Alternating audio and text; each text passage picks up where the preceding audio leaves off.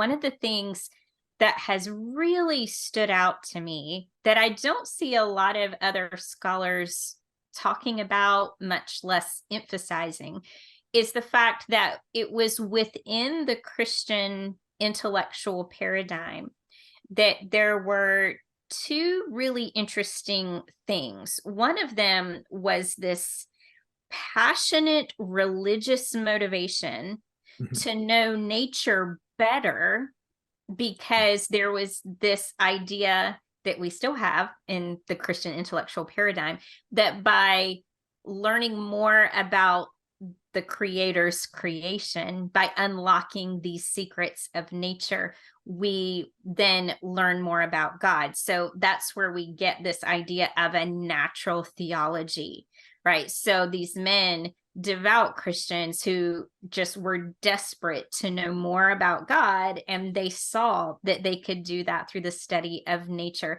Johannes Kepler's famous line in one of his personal letters, for so long I endeavored to be a theologian, but then I discovered that God is glorified just as strongly through my work in astronomy.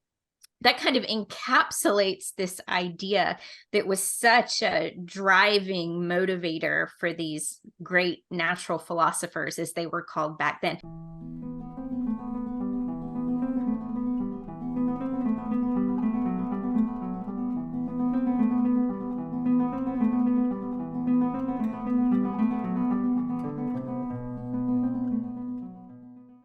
Okay, everyone, welcome again to the Kirkwood Center podcast for Theology and Ethics. My name is Anthony Costello, and today I am joined by Kirkwood Center Fellow and Vice President Lenny Esposito. Good morning. Screen. And our good friend Melissa Cain Travis is joining us today. We're going to do a deep dive on the intersection between faith and the natural sciences, and Melissa is an expert in this field. So Melissa, welcome to the Kirkwood Center podcast first. Thank you so much. I'm excited to be with you guys today. Yeah. Now, Melissa, you have, I'm looking at your bio here, but I'm going to let you go ahead and tell us a little bit about yourself. You've written several books here on the intersection of faith and science. So give us some background, some personal background. How did you get interested in this particular area of philosophy and also apologetics? And what have you done, and where are you now? Okay, well, that's quite the backstory, but I'll try to be as succinct as possible. I was one of those kids that loved science from a very early age. One of my earliest childhood memories, I'm going to date myself here, going way, way, way back to the very early 80s. I was a 6-year-old kid sitting in front of my parents' giant wooden console television, one of those that's in the big carved cabinet thing. Right. And we had just, for the first time, subscribed to cable TV. So big deal in our house. And as part of this cable TV package, we got a week of the Disney Channel for free. So I was in 6-year-old kid. But this memory that I have that's still so clear to me was of sitting in front of the Disney Channel one day, and there was this feature film that came on starring Donald Duck, and the name of it was Donald in Math Magic Land. And I was absolutely mesmerized, because what this little 30-minute feature film does, and by the way, for our viewers and listeners, you can watch it for free on YouTube. So I encourage you to do that if you're not familiar with it. But this entire little feature film was about the intellectual history of the intersection of mathematics and nature. Mm-hmm. And my mind was blown. And it's so cool because it's very much the old school Disney. So when you get to the very end, before the closing credits, it actually quotes Galileo talking about nature being written in the language of mathematics and how it points to a creator, which you would never, ever see in a Disney production today, right? Today. Right. But nature would just point to itself today, I think, in Disney. Yeah. Right. But it was so wonderful because it was my introduction to the ancient Greek philosophers known as the Pythagoreans. And if you're at all familiar with the work I've done in my books, you know, I have a great love for pre-Socratic philosophy. Anyway, that is the memory that I go back to as really the springboard of my interest in the topic of science and faith and how mathematics plays into that conversation. So loved science all through grade school. I decided to major in biology as an undergraduate. So that sort of expanded my love of all things scientific. I was from a very small town. So when I went off to college, I wasn't exactly well aware of what my options were. So it seemed pretty logical to me. Well, if I love science, maybe I should go into medicine because that's a scientific field and I can make a lot of money. And wouldn't that be great? So I was pre-med. I finished a general biology degree and then realized that while I love the science behind medicine, I did not have the stomach for medicine. I didn't want to do the hands-on part of it, in other words. So I decided to take a few years off and decide, well, what do I want to do in terms of graduate studies? And I visited Wake Forest University. I actually participated in a cadaver dissection because I thought, oh yeah, I can cut up dead people with no problem. I just don't want to cut up Just people that actually that are alive and can scream and bleed on me or vomit on me or something like that. So it was during that time that I got married and plans changed as they often do when you get married. My husband wanted to finish his schooling. He's in a specialty area of automotive engineering. And so we very suddenly made the decision to move to Houston, Texas. And when I got here, I worked in a research lab for Baylor School of Medicine and sort of kept exploring the idea of graduate school, trying to figure out what I wanted to do.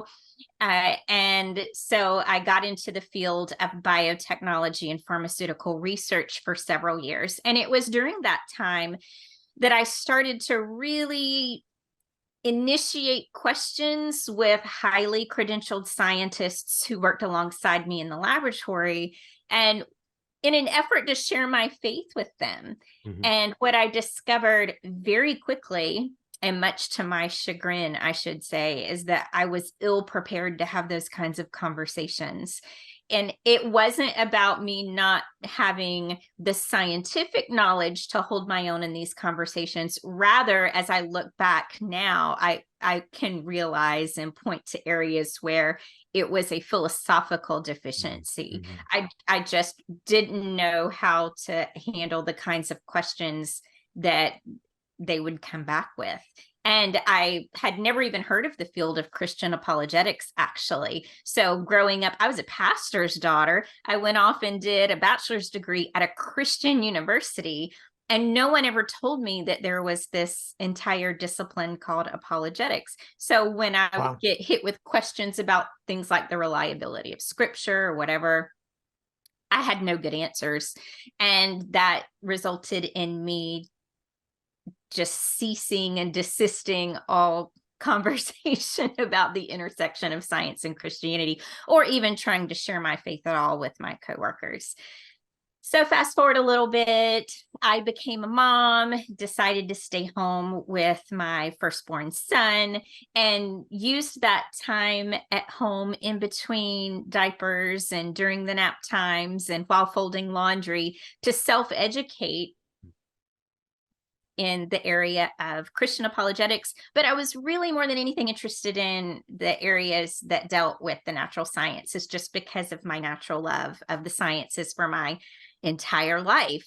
So it was thrilling to realize, wow, there are really important discussions to be had about this intersection of science and Christian theology. And I was sitting at my desk one day looking up articles online. I can't even remember what I was researching, but I happened to pick up a physical copy of all things, of Christianity Today magazine that my husband had brought in from the mailbox that afternoon.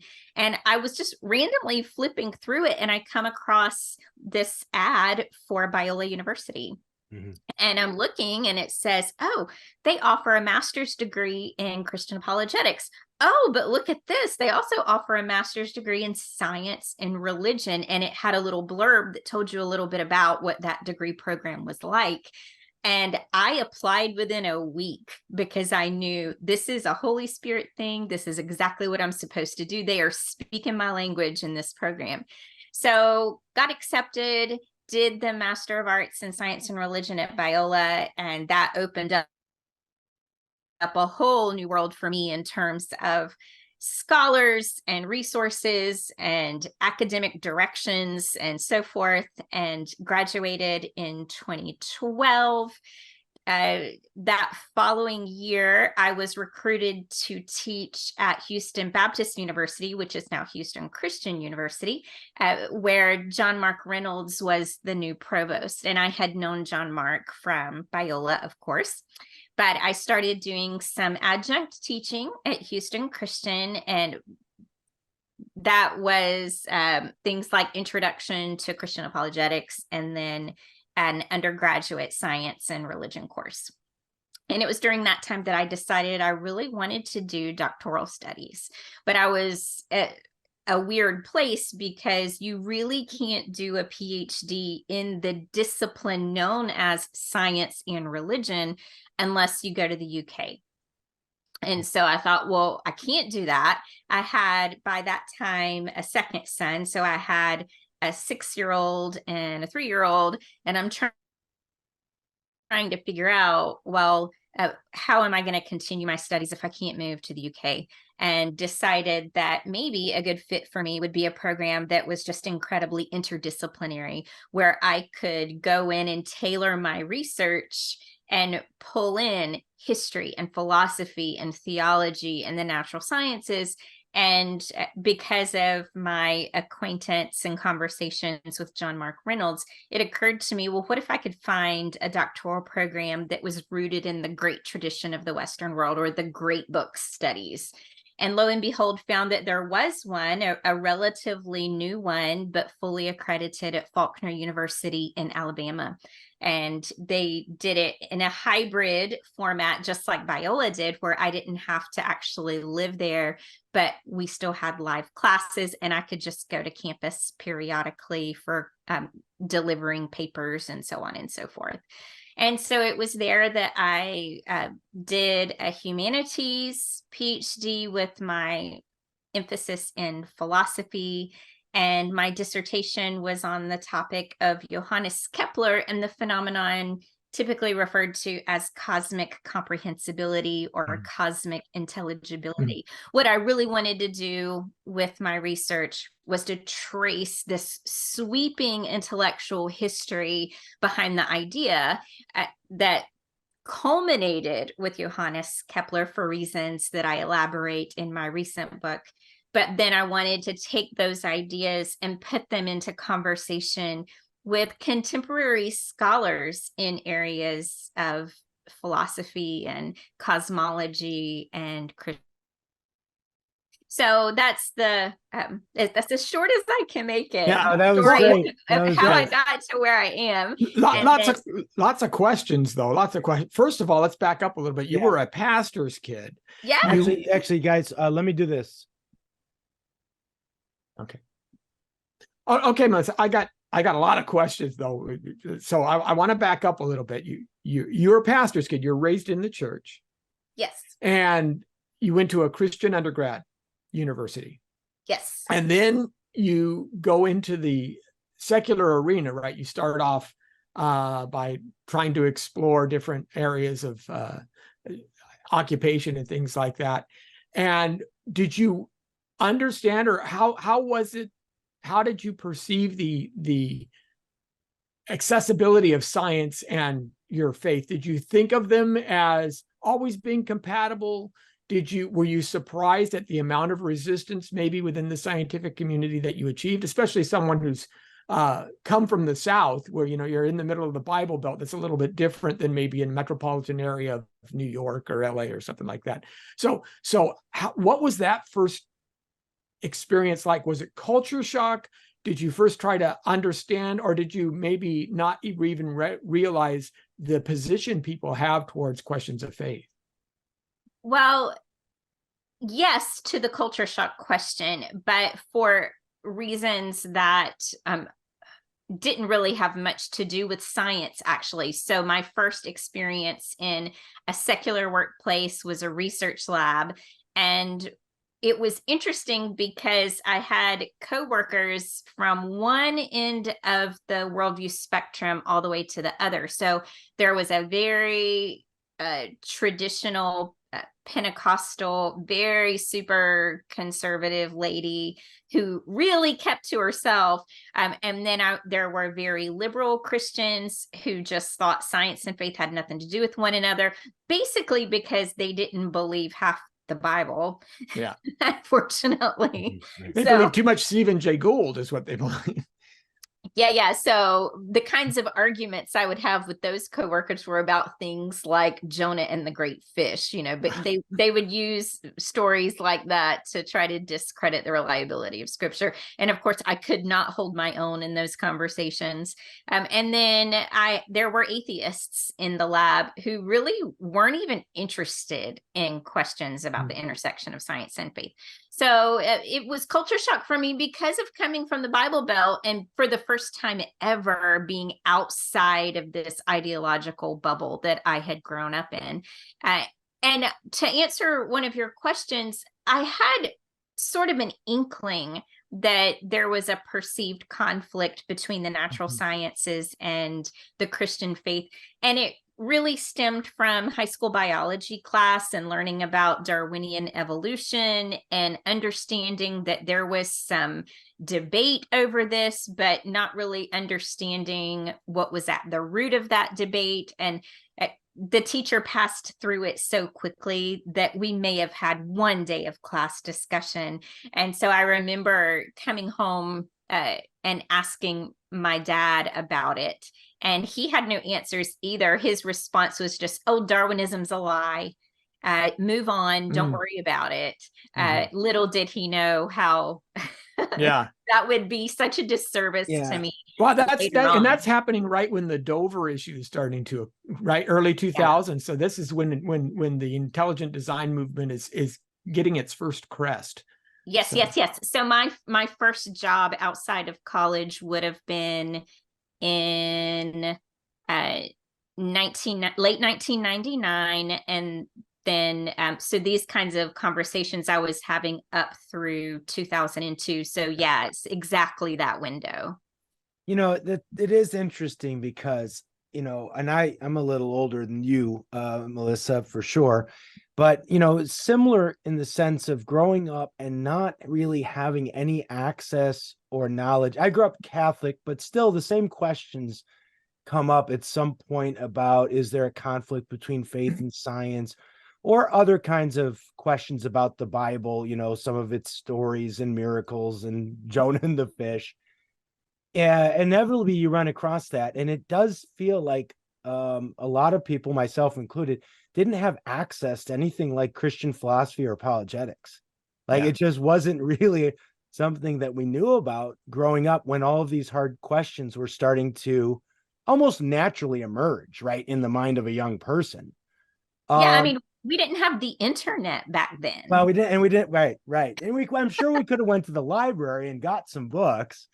But and nothing say detrimental towards my parents, but now the Catholic version of this is well the church teaches it, so it must be true, right. What you got, but that doesn't really leave you with a lot of confidence necessarily when you're starting to question authority structures and stuff as a young person.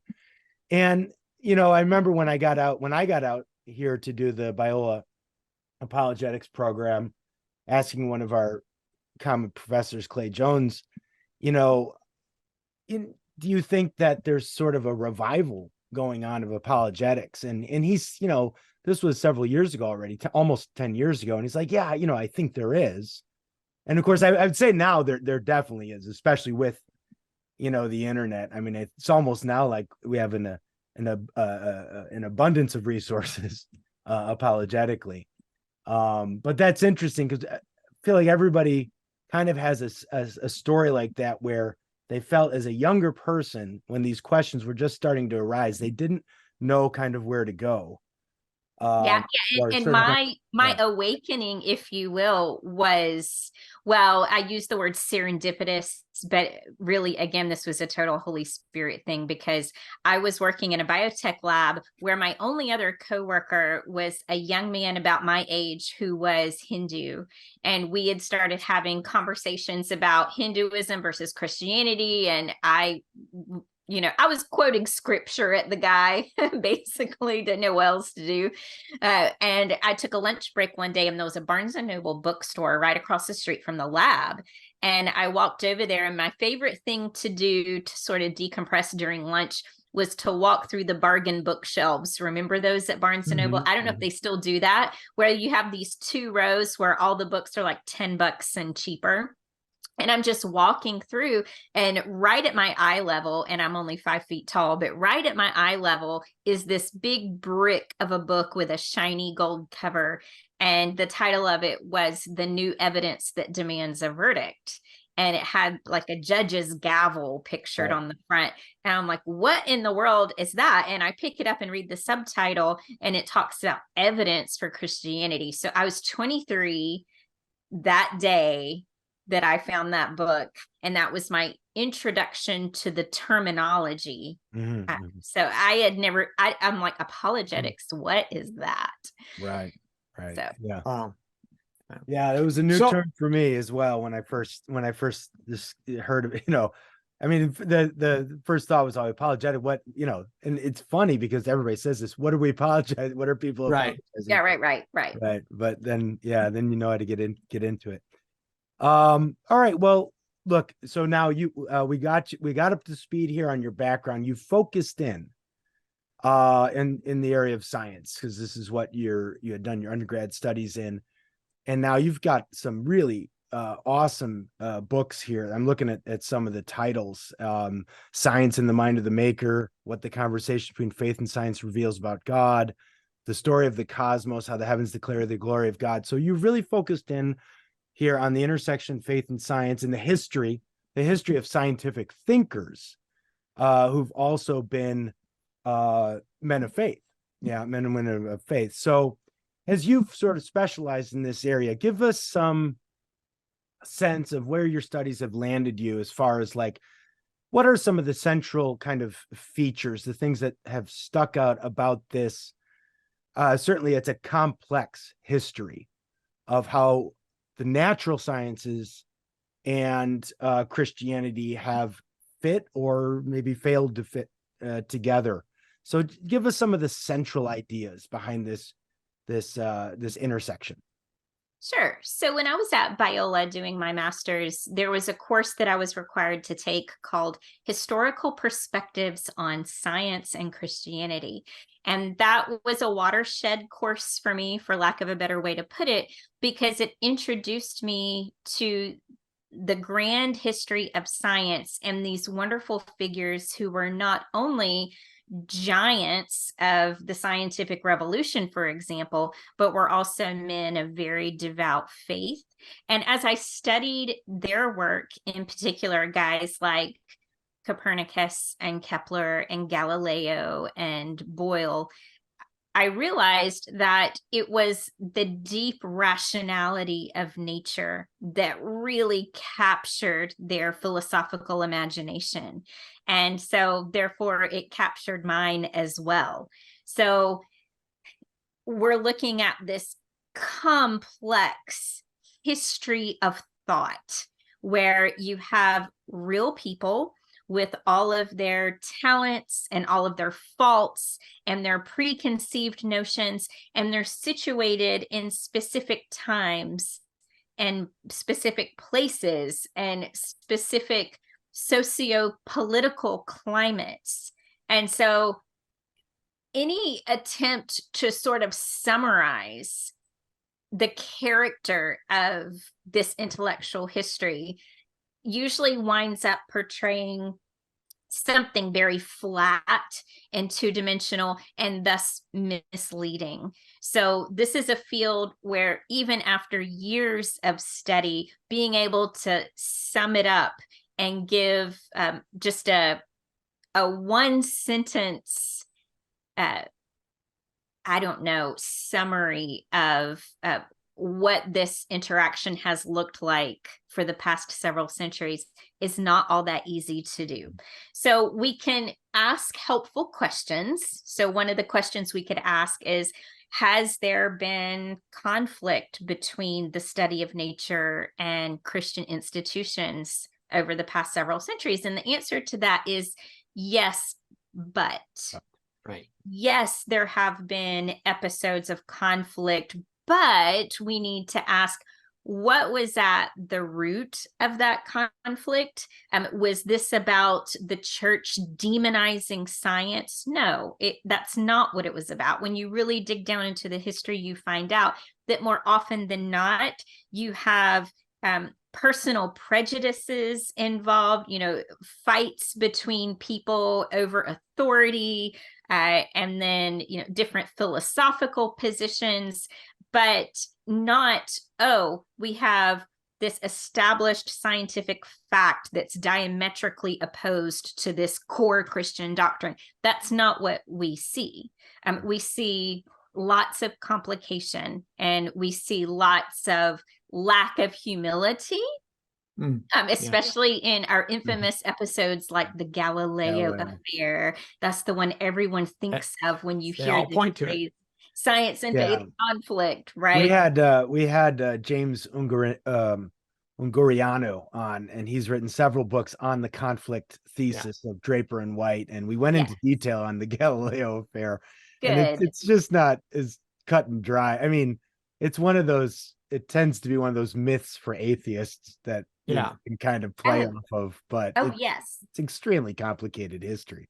Yeah, that's a very good way to put it. It's like this wonderful mythology for atheists. Right. So, all of that to say, calling this history of interaction between science and Christianity one of warfare is a horrible distortion. What you find out is, as I said, more often than not, the things that were being fought over were not this perceived conflict between a scientific finding and core Christian doctrine.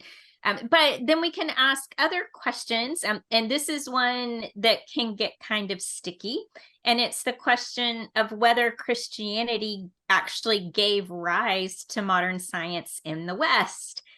And again, the answer to this question would be yes, but, because it's often very oversimplified. And when non-believers hear us say something like this, the Christian worldview gave rise to modern science, yay for us, they misunderstand exactly what we mean by that. And unfortunately, a lot of people will say it, and they don't even know what they should mean when they make that statement. So they think we mean something like, only Christians have the intellectual tools to produce scientific study or something like that, which is false. Or another thing they may perceive that we mean is, science never would have happened if it weren't for Christianity, which is another thing that we're not saying. Right. So another question whose answer is just really, really complicated. So let me ask you this, and I don't know if your research has gone in this direction or not. There are other civilizations that folks have pointed to that had made significant discoveries. The Chinese, for example, understood and created gunpowder, but those advancements kind of stalled. They didn't actually advance. And one of the things that, as I understand it, the West was unique at was to say, okay, now we have this. How can we then apply it in broader situations? If God has given us, right, it is the glory of God to hide a thing. It is the glory of man to find that thing out. And the medievals believed this, and then the cusp of the Renaissance took this, picked it up, and said, how can we use these discoveries in a way that furthers the human condition? And so the folks will point to this and said it's only when you not merely discover something, but when you say there might be a telos for it, there might be a way to advance us that makes that applicable. Have you looked at those competing cultures and how their advancements have grown or stalled as compared to the explosion in the Renaissance and in the New Age?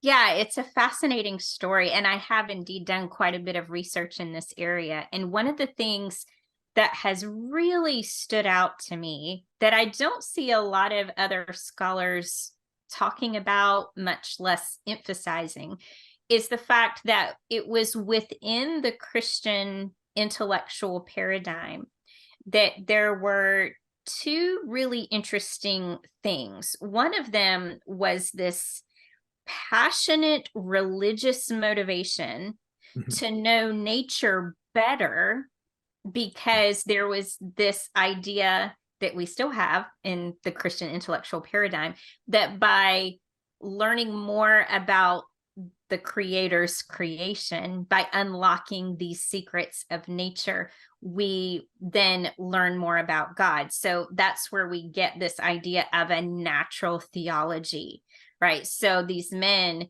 devout Christians who just were desperate to know more about God, and they saw that they could do that through the study of nature. Johannes Kepler's famous line in one of his personal letters, for so long I endeavored to be a theologian, but then I discovered that God is glorified just as strongly through my work in astronomy.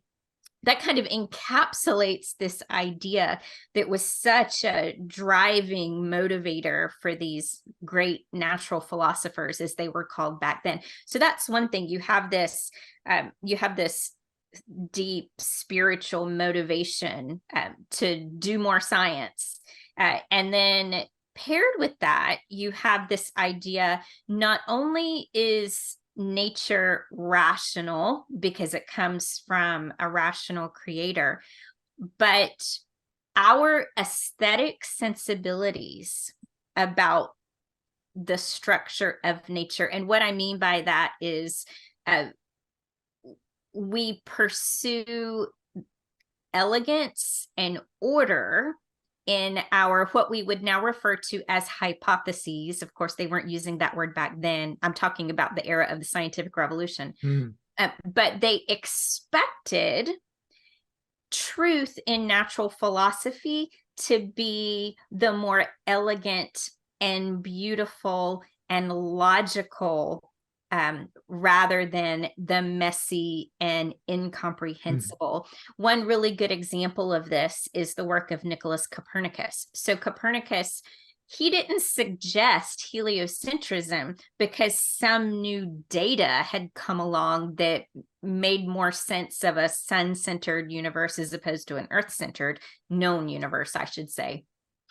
Rather, it was that the geometrical model that you could construct on a heliocentric paradigm, he thought was far more reflective of the beautiful mind of a creator. So it was very much an aesthetic decision. He was looking for mathematical harmony, and we could talk about the kinds of mathematical harmony he perceived in a heliocentric model.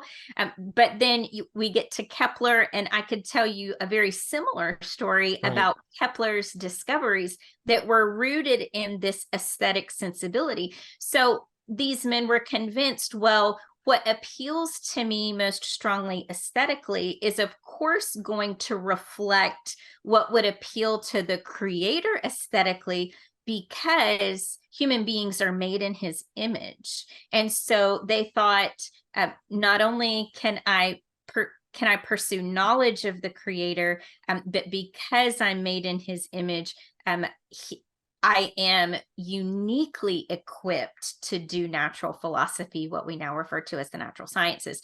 So those two things were so unique to the Christian intellectual paradigm compared to what you would see in, say, China and India, where you have Eastern thought that was in pretty sharp contrast with Western thought on these issues. And I'm convinced that for these reasons, for these two particular reasons, we had the scientific revolution when we did and where we did. That is not to say there would never have been a scientific revolution at all, maybe somewhere else eventually. But I think the when part of the question is particularly key here, especially when you get into the work of Johannes Kepler, because the strides that he made in natural philosophy when he did, without the benefit of modern mathematics, without anything like an established scientific method. He didn't even own a telescope.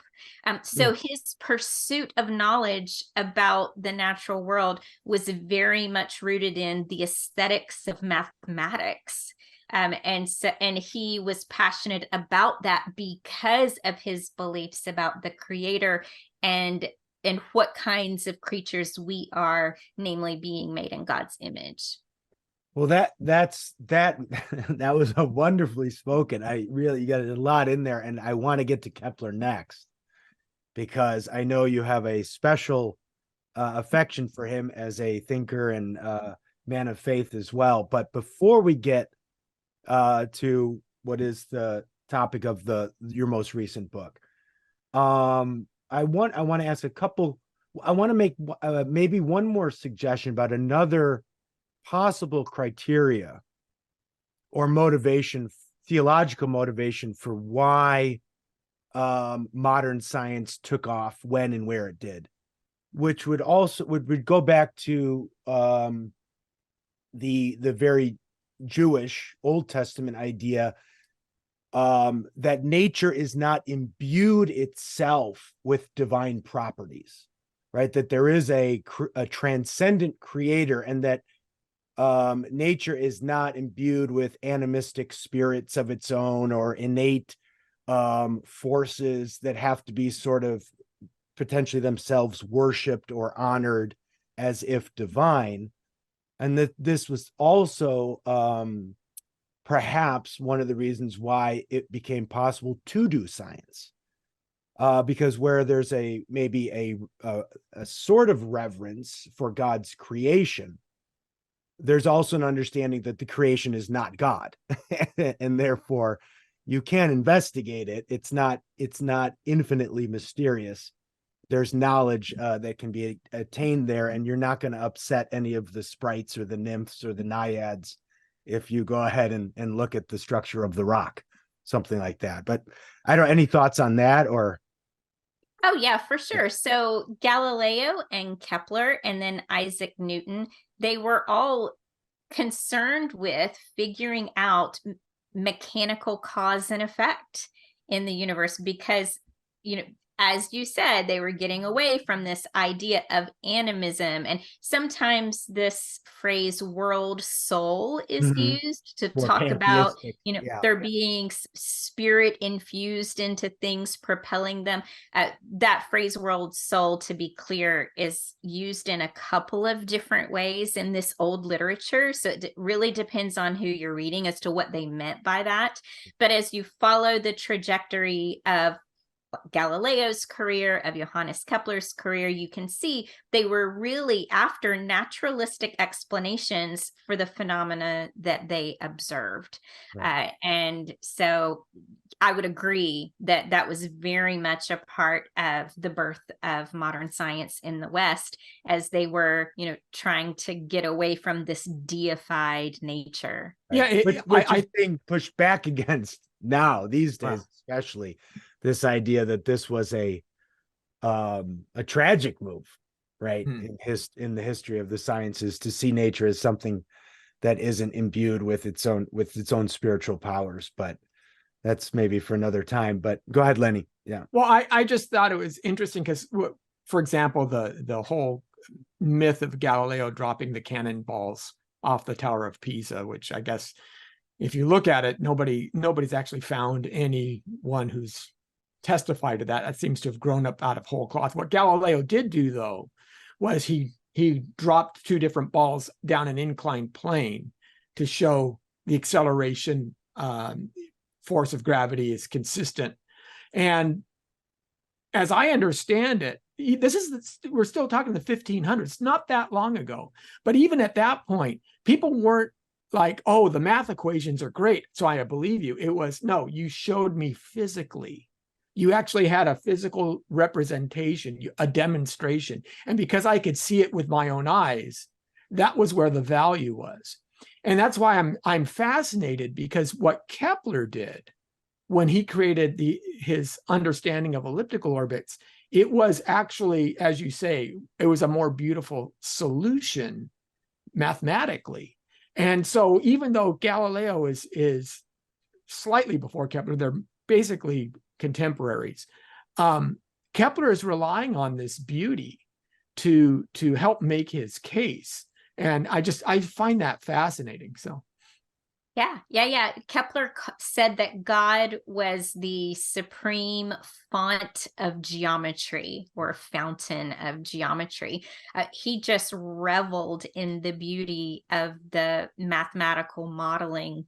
And that was what convinced him very early on that a heliocentric model must be true, that orbits must be elliptical, and then all of that culminating in his 3rd law of planetary motion, which is referred to as the harmonic law. And so that goes back to what I was talking about earlier, this great love that guys like Copernicus and Kepler had for this concept of harmony, and their strong conviction that harmony leads to truth. Like seeking the harmonies is what is going to lead you to the truth about how God has created his universe. The music of the spheres is how they would. Yes. That's what I was about to say. You mentioned Pythagoras earlier, right? And for the Pythagoreans, unless I'm mistaken, numbers and mathematics were, if anything, had divine properties. It was numbers and mathematics.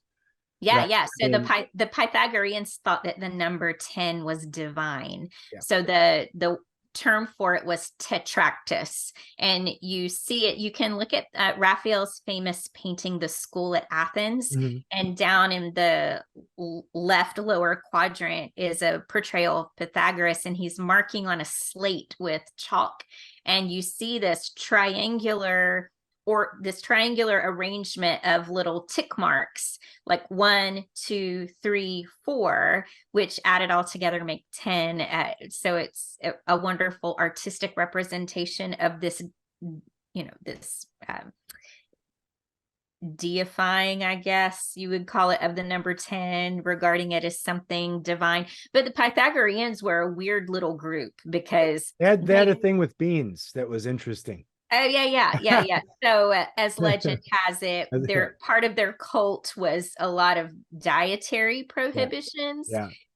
And as it goes, they weren't allowed to eat beans because there was this idea that any, shall we say, expulsion of air from the body, you were losing part of your soul. Yeah. So they had to prevent that as much as they could. Yeah. Anyway, so, right, but as far as the whole number thing, the Pythagoreans took this very metaphysically serious, is how I would describe it. Yeah. They thought physical reality was essentially number, like number made manifest. Well, in a very literal sense. I tell you, and we won't get into yet, but we'll get into a little bit later some of what I'm trying to remember how there was a term that Stephen Meyer uses in his latest book, The Return of the God Hypotheses, for some of these more esoteric or strange cosmological explanations that are being offered to try and sort of explain away the need for a creative, intelligent agent, behind especially the beginning of the universe. And, obviously some of these are being proposed by very high ranking physicists like Roger Penrose and Max Tegmark. And I recall too, in the, I don't want to call it debate, but the conversation that William Lane Craig had with Roger Penrose a few years back on Justin Brierly's show, where Craig's talking about the explanatory value of positing a mind as, the creative entity behind the universe. And Penrose kind of pushes back, says, oh, no, it can't be like that. And Craig's like, well, why not? He's like, well, it'd be too much like us.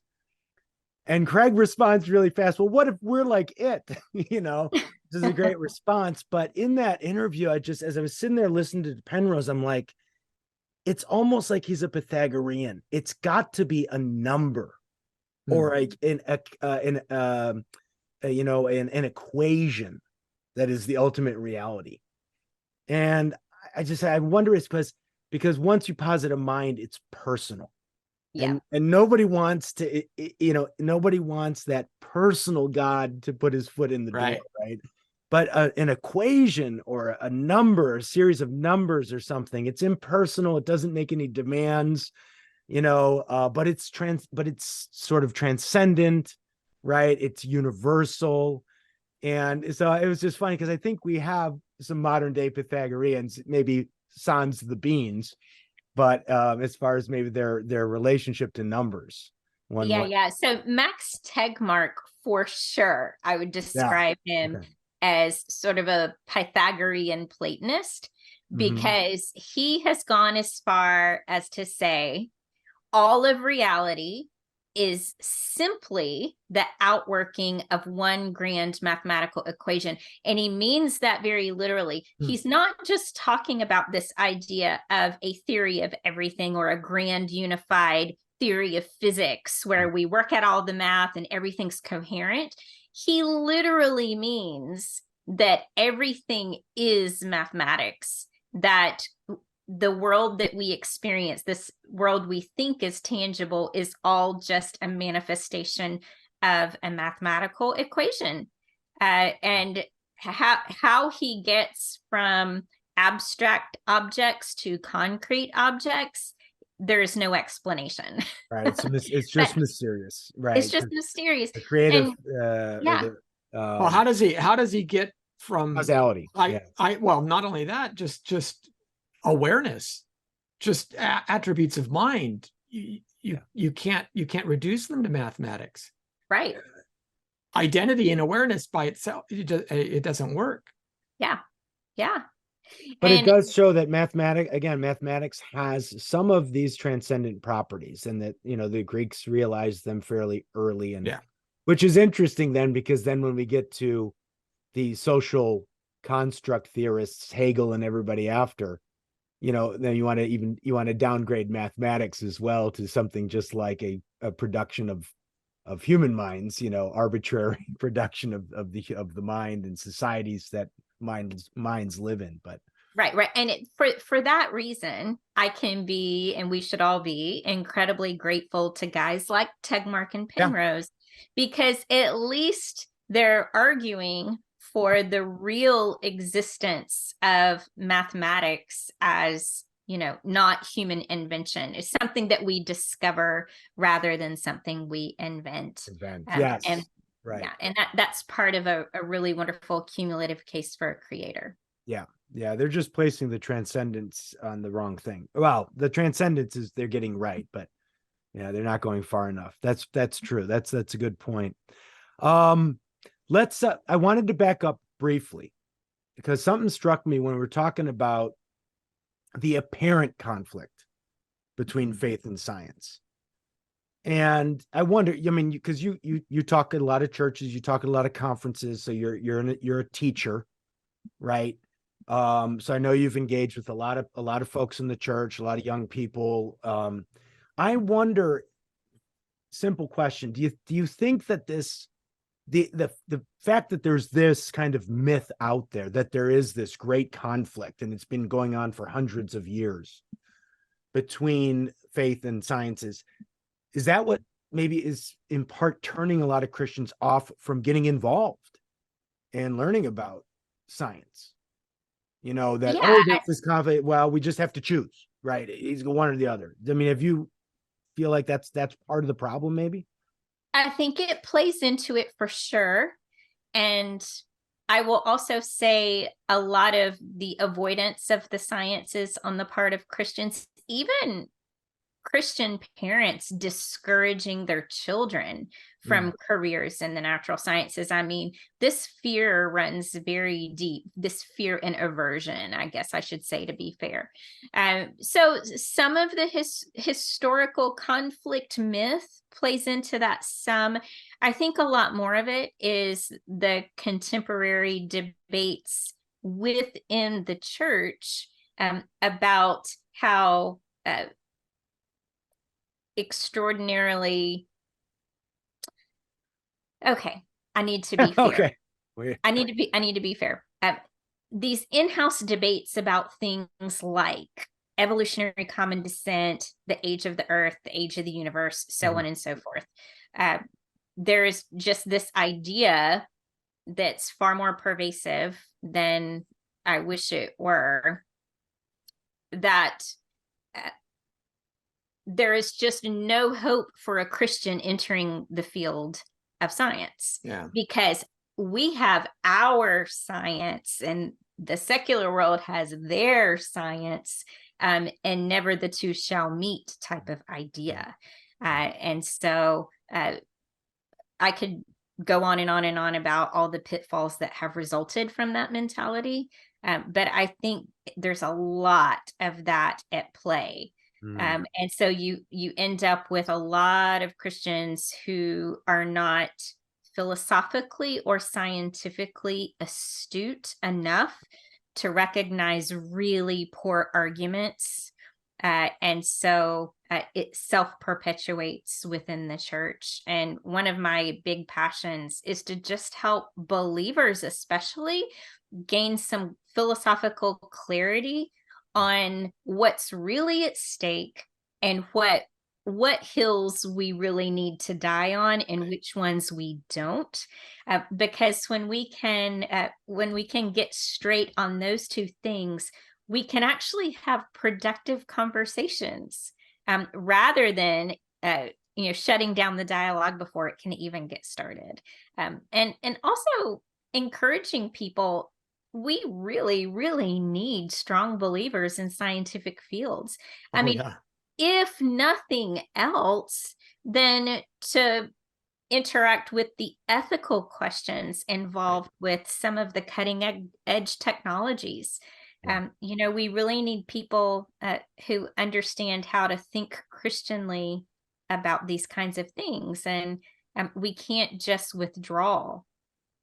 That's a good point. I asked a similar question to David Ayers yesterday, who's a sociologist at Grove City College, about the need for Christians to go into the social sciences as well. And there's challenges, right? There's kind of like, but there are challenges that need to be met in any of these fields of study and disciplines.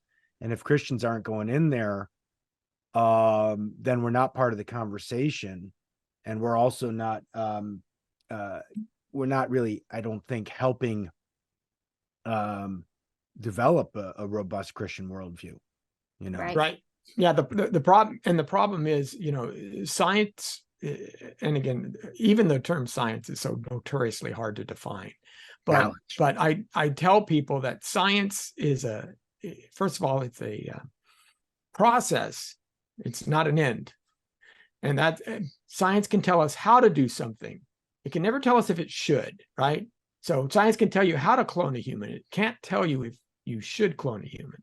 Yet all of our technological advancements have ethical components captured with them. So Tony, you and I did that one podcast episode where we talked about reproductive technologies, artificial wombs, and there's a whole host of questions with that. But even with artificial intelligence and self-driving cars, somebody's writing an algorithm where the car is making a decision as to whether I should crash into the tanker truck or hit the pedestrian on the side of the road, and if the algorithm is save the life of the driver, then they're going to go for the pedestrian on the side of the road as opposed to the tanker truck. And maybe that's not what I would have chose. And like I said before, it's like now we have Philippa Foot's trolley car problem in the real world. And my fear is you have a group of technologists and scientists writing code for real world dilemmas who haven't studied an ounce of ethics or philosophy, let alone Christian ethics or philosophy. And that scares me to death. Well, we could go back to Melissa when you were working in the was it at Baylor? Where was the lab that you were working at when you were in your 20s? Your research lab. The research lab? Well, I worked in 3 different labs. Yeah, okay. So it depends on which one you're referring to. Well,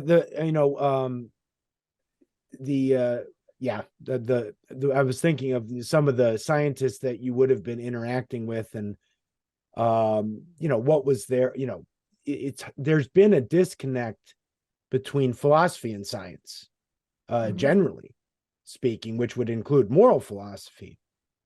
And science seems to have gone off its own. You get fairly inept, you get people who can do very good concrete science, but they're very sort of inept at drawing together, other, data from other, from other areas of knowledge, to come up with a more comprehensive and wise interpretation of the data. Yeah. One of the great tragedies of our era is what's sometimes referred to as the disintegration of education. And by that, we mean, in the past, and Kepler is a wonderful shining example of this. You had this fully fleshed out, integrated liberal arts education, no matter what field you ended up pursuing. Everyone had, you were probably fluent in Greek and Latin and maybe something else. And you understood the basics of critical thinking, and you knew the history of philosophy, and you knew quite a bit about Christian theology, whether you were a Christian or not. And then you went on to study whatever your specialty ended up being. Whereas today, we compartmentalize everything. How often are you going to find, say, a specialist in artificial intelligence who has deep grounding in philosophical questions, right? So the splintering or the fracturing of the disciplines, and I don't know how you put that genie back in the bottle, or it's not that evil genie, I guess. I mean, I was just sometimes when you read just the background history, I'm reading on Hume right now, and I mean, it was incredible how learned guys like Hume or Leibniz. Look at Rubens. He got an artist, and look at his depth of knowledge of philosophy when he paints the Academy. He knows exactly what each individual, Raphael, he knows what each individual person's basic philosophical framework was, and he represents it appropriately. And he's in the creative aspect. He's not even, in a more technical field. All right. So speaking of that, let's get to the man himself now, Johannes Kepler, who is quite the favorite of yours, I think, historically speaking. So we've already mentioned a little bit about how he was approaching his science, but give us some biographical details now of Kepler's for the audience, so we can get a little bit into this great man of science. Yeah. So Kepler, born in 1571. So he's growing up during a time that was politically and ecclesially, I don't know what the word would be there, a volatile time for the church, because Reformation, post-Reformation, all those things. He did not grow up in a wealthy family, but they were aristocratic in name to an extent. His father was often missing in action, quite literally, because he would go off and volunteer for various military causes, and he finally disappeared altogether from Kepler's life when he was still a very young, well, not a very young child, but he was still young and living at home. So his mother eventually left him behind to go follow her husband wherever he happened to be roaming around. And so Kepler's home life was anything but stable. And he was disfigured somewhat at a very young age from a bad case of smallpox, which affected not only his skin, but also affected his eyesight, which is terrible for someone with a passion for astronomy, right? So he goes off to one of the public schools in Württemberg, and very quickly the teachers there realize what an incredibly gifted child this is. And so they recommended that he be sent to one of the Latin schools where he would get a much better education. It would be an education in Latin rather than education in the common language of the area. And so he went, and he did a couple years before he ended up getting pulled out of school to do hard farm labor for his family. And during that time, he was very motivated to self-teach.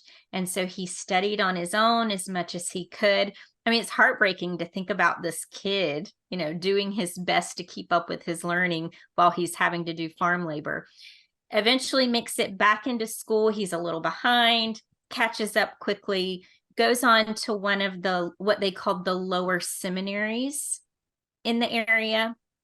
And that prepared him for eventually ending up at the University of Tübingen, where he began intensive studies to be a theologian, as was his original goal. And so once he was at Tübingen, the interesting thing that I alluded to earlier was that he was required for at least the first couple of years to hear lectures from the Faculty of Arts before he could even get started on theological studies. So he actually became a great lover of poetry. He became an expert on the writings of Virgil and the plays of Terence. I mean, he was very much a polymath, even at this young stage of his academic career. And then he starts his theological studies. And when he gets almost to the end, he gets this offer to become a mathematics instructor at a school in Graz. And essentially what it was an expensive elite school for the sons of wealthy aristocrats. And Kepler was offered a job teaching mathematics. And this was very discordant with his original plan, but he was encouraged by the faculty at Tübingen because they saw this immense mathematical talent in Kepler. And so he packs up his belongings, just several months short of graduation, and he moves to Graz to be a mathematics instructor. And it was during his independent scholarship work while he was teaching there that he really had his big epiphanies about the comprehensibility of nature and the importance of mathematics and so on and so forth. His most paraphrased statement is that when we do natural philosophy, we're sharing in God's own thoughts. And he elaborates on this in several different writings, but he talks at length about God being the source of mathematics and that we are able to perceive God with our rationality, which is in harmony with the rationality embedded in the created world, because we're made in God's image. And so he sets off on this lifetime trajectory of natural philosophy, stopped being a teacher because lots of political strife at the time, and also being exiled because he refused to convert to Roman Catholicism. But he had a safety net. He ends up becoming the assistant to the famous Tycho Brahe, and moves to Prague and has quite a few very scientifically productive years in Prague. Unfortunately, once he got there, it was only 10 months later that Tycho Brahe passed away. I say unfortunately, and I mean that for Tycho, but it turned out to be very fortunate for Kepler, because not only did he inherit the position of imperial mathematician in Prague, which was a very big deal, he also gained unobstructed access to all of Tycho's astronomical records, which were by far the best available at the time. And so, armed with an income from his position in Prague, as well as the best data an astronomer could hope for during that time, he was able to make some really magnificent progress in his, what we would now call, scientific work, and developed his 3 laws of planetary motion, published 2 more treatises, and then very unfortunately died young. He was only 58 when he died, slogging through horrible weather to achieve the publication of one of his final works. And he caught something like what we think was probably a very horrible flu, and passed away quite suddenly. Very sad. And then he was buried in Regensburg, where he died. And unfortunately, not long after that, his grave was destroyed. So we don't even know where exactly he's buried now, because his tombstone was destroyed in the 30 Years' War. We do know that his tombstone bore an inscription of a poem that he wrote himself. And the only reason we know that is one of his friends who attended his funeral services made a sketch, and the sketch does survive. But he had a life full of tragedy and full of triumph. He had 10 children between 2 wives. He lost his first wife when she was young. They had already lost a child. He remarries, has 7 more children. And then out of his total of 10 children, 4 of them died as children, which was very, very sad. So, just of the 6 remaining children, are there any other Keplers that we find in the sciences after their father, or do we know much about them? Or not that I know of. He did have a son-in-law that did some quite heroic work after Kepler died to make sure Kepler's papers were preserved and that what could be published was published. So we, much like Christopher Tolkien did for his dad, Kepler's son-in-law, curating his scientific work. So we have him to thank for a lot of that. But to my knowledge, no other Keplers who went into the same scientific field or anything like that. So what are, so 2 questions. What are some of them, what would we say, some of the central scientific ideas that Kepler either develops or works on that make him known, right, as one of the greatest astronomers in Western history? Let's start with that. His 3 laws of planetary motion were a really big deal. And later on, when Sir Isaac Newton talked about standing on the shoulders of giants, these are discoveries of Kepler that he surely had in mind. But unfortunately, and this is my big bone to pick with Sir Isaac Newton, he never credited Kepler. That guy, forget him. What did he Yeah, know? yeah, What did yeah. he know anyways? Very, very sad. And Galileo, so Galileo is a whole different story. He and Kepler corresponded, so they were very well aware of one another's work. But Galileo, when he was developing his model of heliocentrism, he flat out refused to use Kepler's first law of planetary motion, which is that planets revolve around the sun in an ellipse rather than a perfect circle. So Galileo gets in all this trouble, and he wasn't even using the best astronomy of the time. So Arrogance. poor Kepler. Yeah. So the three laws of planetary motion, the first being, as I said, that planets orbit the sun in an ellipse.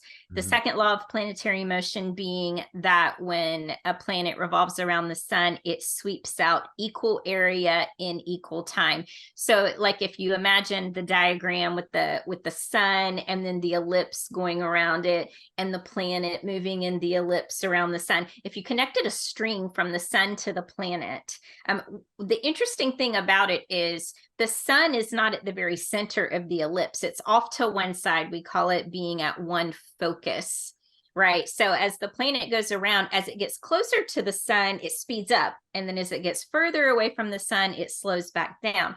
But if you imagined the sun and the planet being connected with a string, as it's moving over here at the slower end, and it sweeps out this pie-shaped section of an ellipse, that pie-shaped section in equal time lapses will always have the same geometrical area, which is really, really interesting.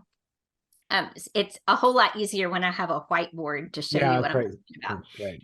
And then the third law of planetary motion, which is his beloved harmonic law, which says that the period of a planet's revolution around the sun squared over its mean distance from the sun cubed is always a direct proportion. So when you use the proper units, your solution is always going to be 1.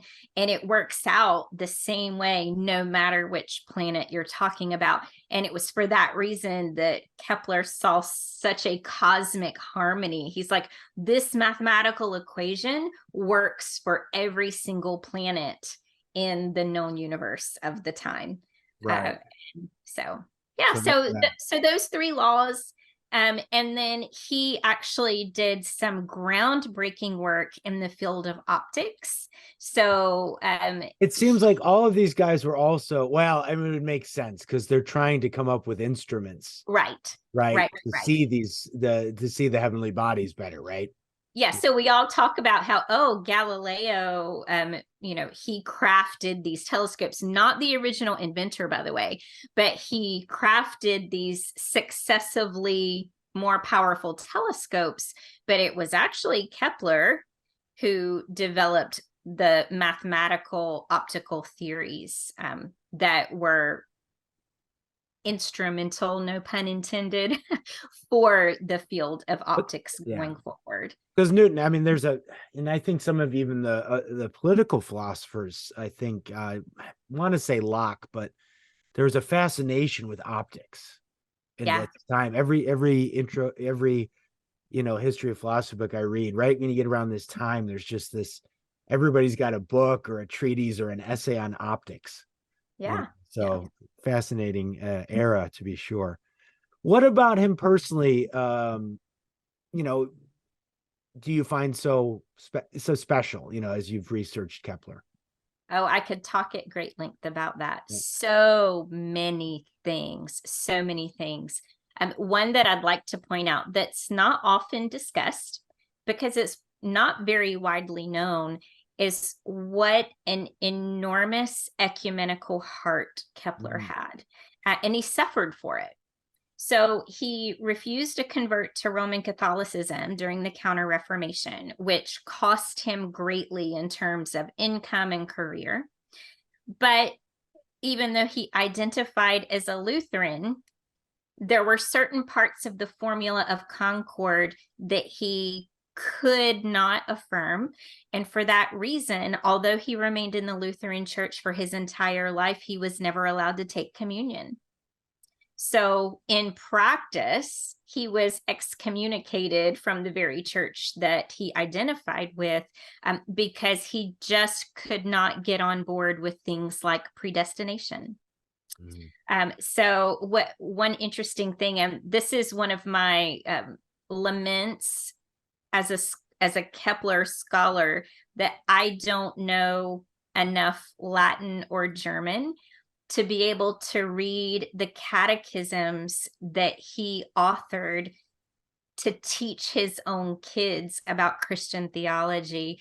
Some of them still survive and are in museums, but I think it would be so wonderful to be able to read those and just see his heart for the core of Christian doctrine, and his inability to affirm things to the point. I mean, to the point where he was all right living lifelong excommunicated. Right. Yeah. He was seeing the Mere Christianity track fairly early in the absolutely he was. So that's one of the things that I love so much about him. And I love his passion for natural philosophy. The theological passion he had for astronomy. Let me phrase it that way. I think that's just beautiful and the mark of a true intellectual hero. And just his perseverance. I mean, tragedy after tragedy, obstacle after obstacle, to the point that slogging through horrible weather for the sake of his work is what ultimately brought on his demise. I mean, we're zooming here. I had to set up Zoom. Tough pushing those buttons. So Melissa, I have to ask you now that you've kind of come full circle, how often do you then get to today engage with folks within the scientific enterprise, and how do those conversations go? Oh, well, I'm not working in a lab, obviously, so I'm not in industry or research. So the vast majority of my interactions happen in settings like conferences, where I will very, very frequently have professional scientists come up to me and just dying to talk with a kindred spirit, because it's so hard for them to find people who know how to really engage on these kinds of questions with any philosophical rigor, and they're so hungry for it.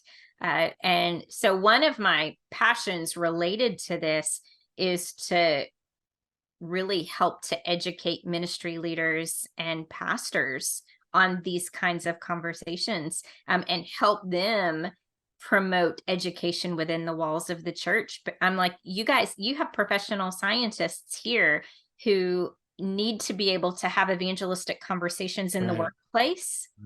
And what are you doing to help give them confidence and to help equip them to do these things? So all of that to say, again, the vast majority of my conversations are in settings like that. And then sometimes I'll, out of the blue, receive communication through my website from someone that's read one of my books or something like that. But it would be really fun to have the opportunity to engage with science faculty at a secular school, for example. Oh, we could set that up. Not a debate, but just a chance for a really awesome conversation, just a chance to hear each other. You know what I mean? Yeah, absolutely. So 2 points. One is there's a long lament, especially within Christendom today, Christian families, about how we're losing the secular university, how higher education is leaving its foundations, where most universities started off as seminaries, how secularism has corrupted that. Yet I've talked with folks and the PhDs will tell me, but when I go to church, there's nothing there for me, because every sermon is always about, keeping the cookies and putting them on the bottom shelf, right? Well, the problem with keeping all the cookies on the bottom shelf is everybody gets fat. Sometimes you actually need real meat. Sometimes you need to stretch a little bit beyond yourself. And we at the church don't do a very good job talking to anyone of any intellectual acumen, because we're afraid that someone isn't going to understand it. And maybe we need to reach a little higher every once in a while. Maybe one sermon a month needs to be a little bit more intellectually challenging and a little bit more comprehensive, and so that people can understand that the complexity of Christianity holds up in these bigger questions. So I think it's not merely the sciences. I'll talk. It could be humanities professor, social sciences, as Tony has found as well. So yeah, I think that's a big piece to it. But one of the things that I was involved with is we would have some local groups, church groups at local universities, and they would set up basically a table with Christians sitting on it, and then put a microphone out in the quad, and they'll say, come ask the Christian any question you want. And it was great because the students would come up and they'd start asking these questions, and they would get to hear Christians respond with thoughtful, well-developed answers. And they'd never heard that before. And what happens is you draw a huge crowd, right? And you tell the local atheist club that you're coming, so they'll be lined up as well. But these kinds of exchanges are really profitable, because I've heard more than once people sitting on the sidelines going, thank you for doing this, because I never even knew that my faith could provide the answers to these kinds of complex issues. So there's ways that we can reach out to the community and make that, more overt and more exposed than perhaps what we do now. Yeah, I could not agree more. And I feel the pain of those guys and women that you're talking about, the intellectuals in the church who they go out of a sense of, obedience for the gathering, but they're not really being challenged. Yeah. And yeah, so that's one of my soapboxes too. And I don't know what the solution is. This is something I think about all the time, but often you approach church leadership and you suggest, well, wouldn't it be great to have this lecture series going on year round, or wouldn't it be great to be able to offer classes on A, B, and C? And the response you almost always get is, oh, well, why don't you go do that? They want you to be the one to spearhead the whole thing, and use all of your weekday hours to prepare and execute something like that. So I mean, that's where I'm sorry, you finish. Yeah. The last thing was, I would just love to see churches really develop a passion for higher level education and be willing to invest resources in it. We got to get back to the place where, again, can you re-needle or put the thread back to the needle on this, where the church is the place of higher education, is where it started, and where it was for a long time. But, and where it's not just the pastor saying, well, you go do it, but the pastor can really do it himself. I was reminded in London, and I don't know, in the 19th century, right? 19th century London, I don't know the exact years, but Marx and Spurgeon are both in London at the same time. And Spurgeon is preaching at his church, and Marx is doing whatever in the London library. And although Spurgeon never mentioned Marx by name, he was aware of what Marx was doing.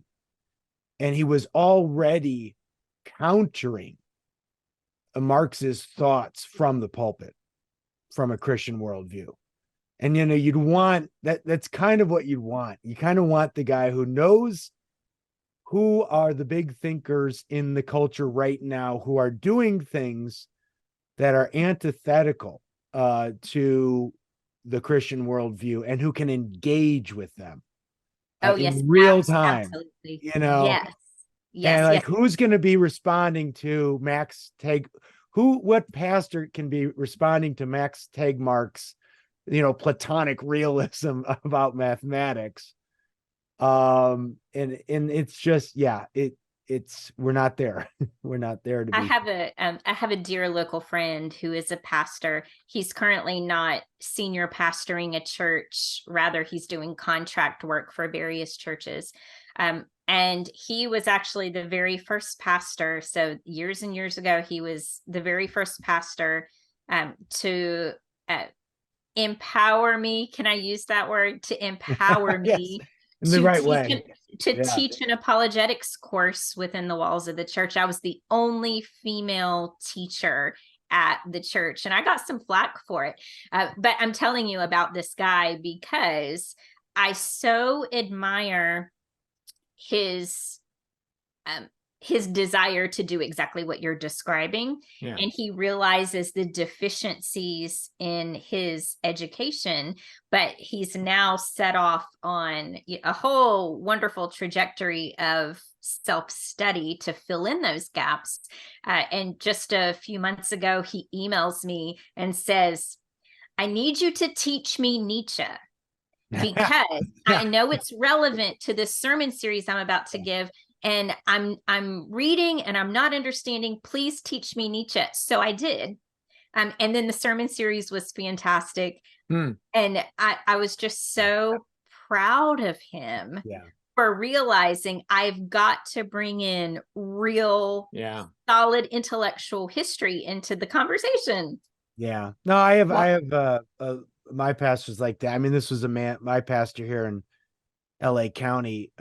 This was a man who got saved in prison, right? So he had a rough background, rough childhood, was in maximum security prison when he became a Christian. We came out, obviously he didn't have the educational background, but just a faithful and humble servant of the Lord. But he always, I mean, his son-in-law was one of my best friends, did the philosophy degree at Talbot. And he always he's super open to us, teach everything you can. And I think I'm with the few students, it's a small church, but we're on our 6th C.S. Lewis book now. And I just got 3 or 4 really dedicated students. And so, yeah, it's nice to get somebody who's not threatened, right? Yeah. Not threatened, and also realizes the real need to, because, this is a little tangent, but we'll put it on the video. But Dallas Willard, years ago, I think J.P. Moreland, somebody told me this story. He made the point in those days, 80s, right? You may not want to teach philosophy and apologetics to everybody, because for some people, it might bring up questions that they're never actually going to ask, because they have a very simple faith, but it's a genuine one. Why even bother, raising the challenges to the faith that then you need to answer, right? And there might have been a case for that 30 years ago.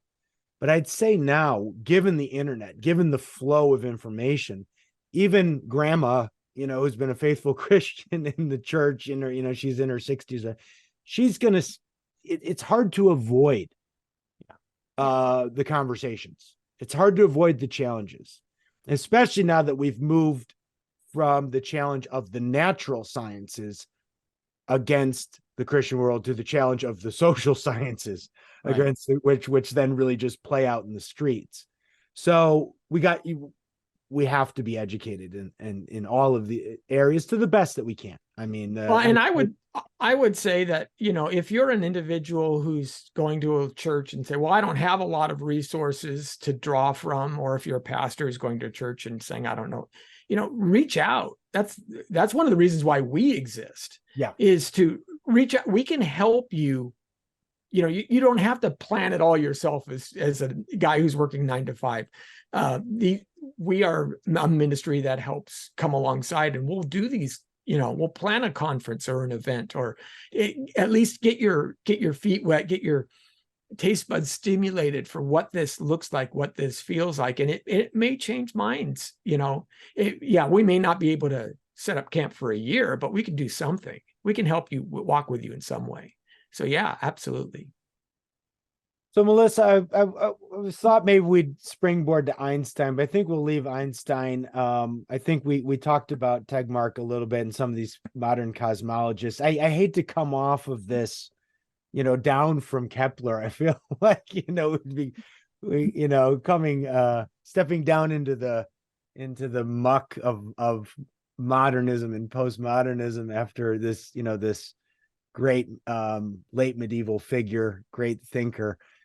But just to wrap it up, though, on this note of how to help the church, we'll just give you that. You've done this before, I know, in person, but you're speaking to a group of young adults at a church, high school, maybe college students. As a historian of science and a philosopher, what do you say to them? What's your advice, your wisdom that you depart to this group of young people in the church? Okay, my elevator pitch. Here's my elevator pitch of wisdom. What I would say to them is, here's what you can take to the bank. When scientific data and scripture are both correctly understood, there will never be conflict, not even a little bit. There is not a single truth about the natural world that undermines our case for a creator. Not one single one. So it's materialist notions, scientific materialist notions, naturalistic notions that are artificially imposed upon scientific thought that create this illusion of incompatibility or this illusion of conflict. And in fact, we can actually very reasonably, very naturally draw some strong theistic implications rather than naturalistic implications from the discoveries made in a grand diversity of fields: microbiology, paleontology, genetics, cosmology, particle physics. We could go on and on and on. Places where we see sometimes subtle and sometimes not so subtle pointers to transcendent rationality. And then I always return back around to the point that the very existence of the scientific enterprise, which depends upon the rationality of the natural world and also depends upon the nature of the human mind, is powerful evidence all of its own. I call it the argument from the existence of science, because of the things that come into play to create a successful project of science, if you will, that point to a transcendent mind in whose image we are made. And to me, that's sort of the argument from science that trumps all others, because science can't even get off the ground with some very important metaphysical foundation and epistemological foundation that are not a good fit for scientific materialism, but that are very much at home within Christian theism. Well, here to that. That is a great dose of truth, and we've appreciated very much having you on today. I'm going to read this book on Kepler. I'm all excited about Kepler now. So,